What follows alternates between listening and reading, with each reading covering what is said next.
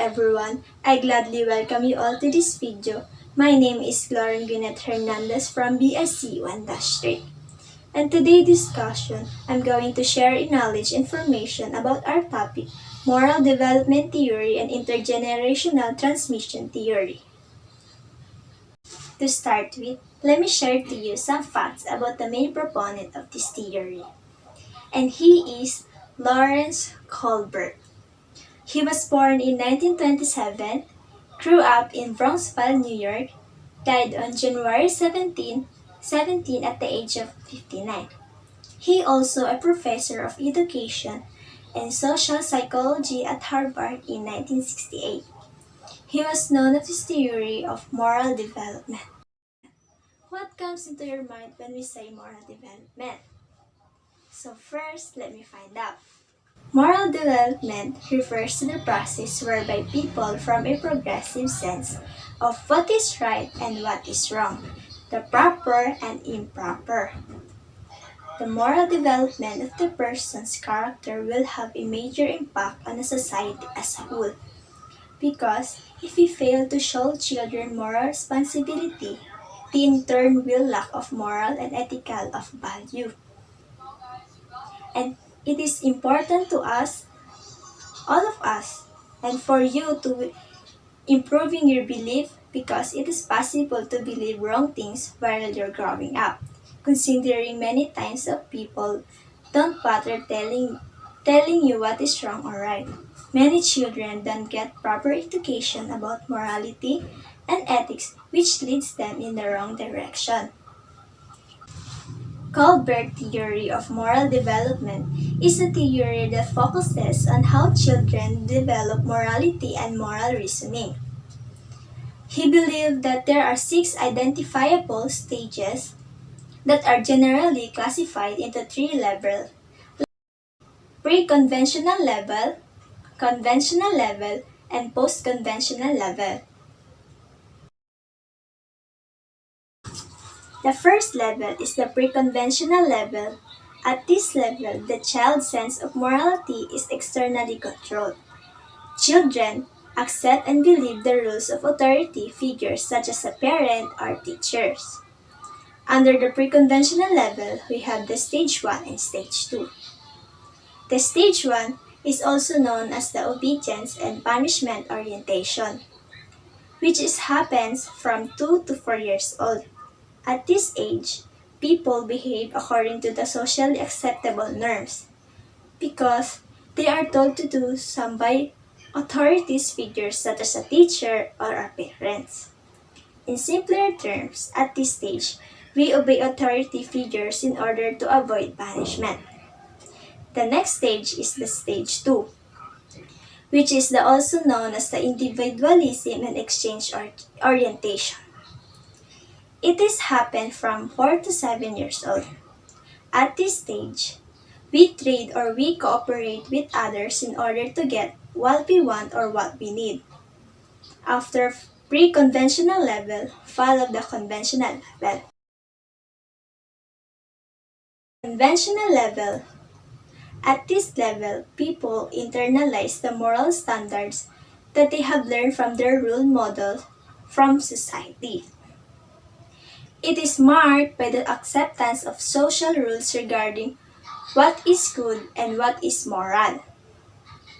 Under conventional level, we have stage 3 and stage 4. The stage 3 is also known as the good girl or good boy orientation. It happens from 7 to 10 years old. At this stage, we good at doing what is approved by others. The approval came from individuals or the expectation of our peers, groups, or society.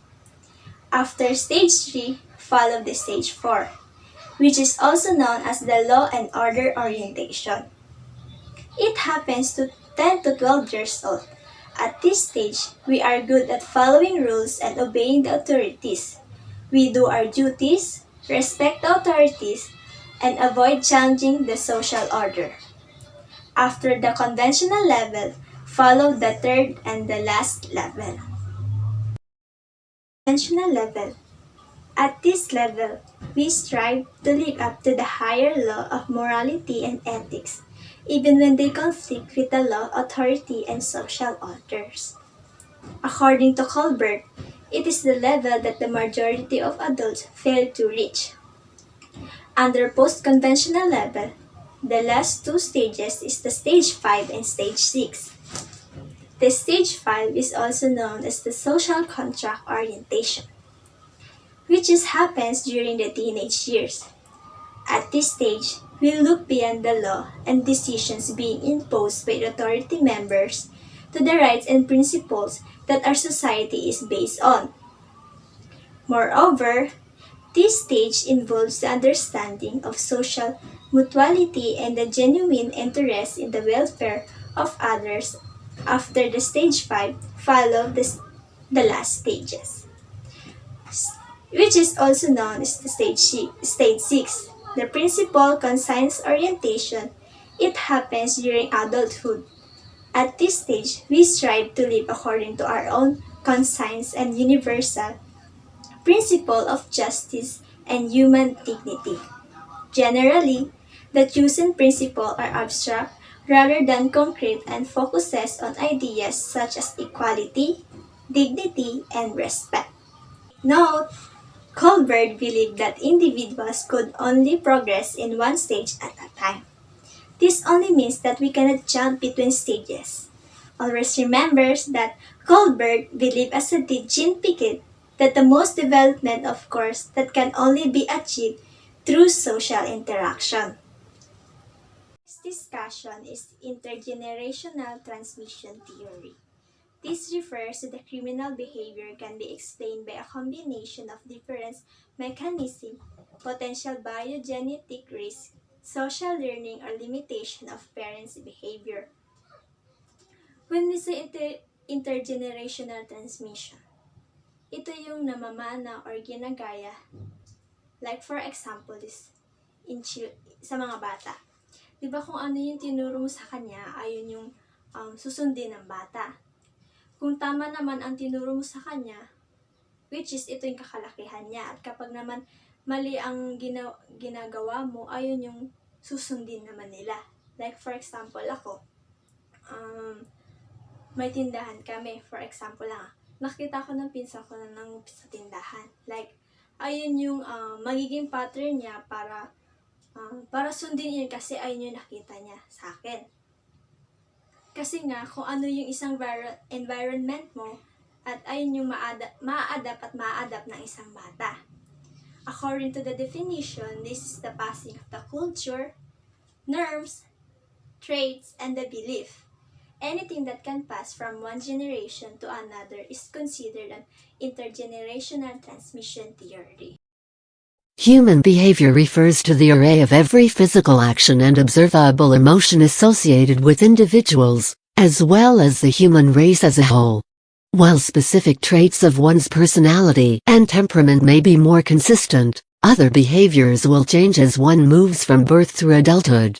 In addition to being dictated by age and genetics, behavior, driven in part by thoughts and feelings, is an insight into individual psyche, revealing among other things attitudes and values. Social behavior, a subset of human behavior, study the considerable influence of social interaction and culture. Additional influences include ethics, encircling, authority, rapport, hypnosis, persuasion and coercion. The behavior of humans and other organisms or even mechanisms falls within a range, with some behavior being common, some unusual, some acceptable, and some outside acceptable limits. In sociology, behavior in general includes actions having no meaning, being not directed at other people, and thus all basic human actions. Behavior in this general sense should not be mistaken with social behavior, which is a more advanced social action, specifically directed at other people. The acceptability of behavior depends heavily upon social norms and is regulated by various means of social control. Human behavior is studied by the specialized academic disciplines of psychiatry, psychology, social work, sociology, economics, and anthropology. And that's all for the discussion today. I hope you learn more. And if you have questions, don't hesitate to message me. And that's all. Thank you. Bye-bye.